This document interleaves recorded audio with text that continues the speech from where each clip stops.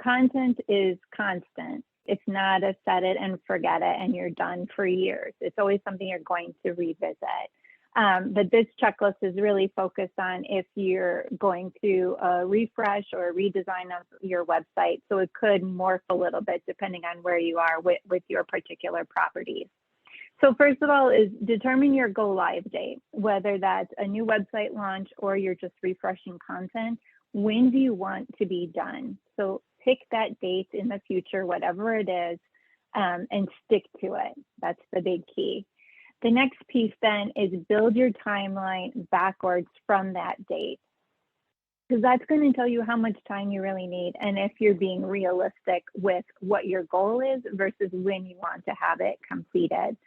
So if you have different people contributing and editing, you have to take all of that into consideration.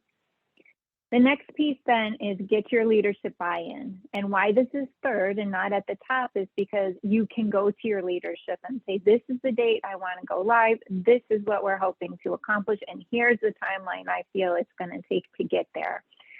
Going with those pieces of information to your leadership is going to make it more viable to them. It's going to be more real, and that's going to allow you to make that sell if you need additional resources. The next piece then is identify your team and their roles.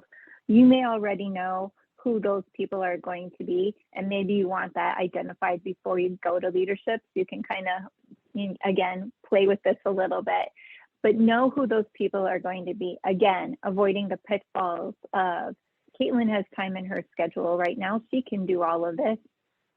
She may be, or she maybe not have all that time. So really making sure you have people who are passionate about what they're going to be assigned to do and can be excited about what's to come. The fifth part of this checklist is schedule your do not disturb time.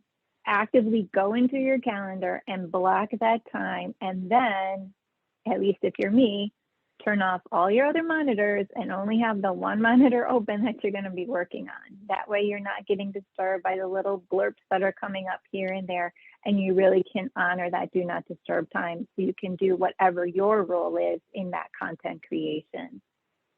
And then finally, determine those milestones and celebrate. And I think I have some fireworks here that'll come up in a minute. It's important. It's important to celebrate what you accomplish. So if you think of a sitemap, if you have completed a section of content, even if it's just the first draft, celebrate that. That's a huge win, and that's getting you closer to your end goal. Don't just dismiss all of the work and effort that had to go into that. So make sure you and your team are aware of those milestones that you've hit.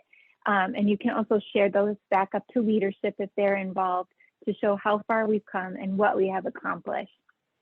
Because content, I think, has this impression that it's easy to do.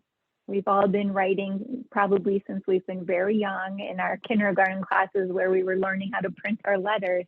But the truth of the matter is writing content that is user-friendly and search-rich is very skilled and takes a lot of talent to do. And so we should not diminish the amount of work that goes into creating that. So these little checklist items are just meant to kind of help you guide as you're on your journey.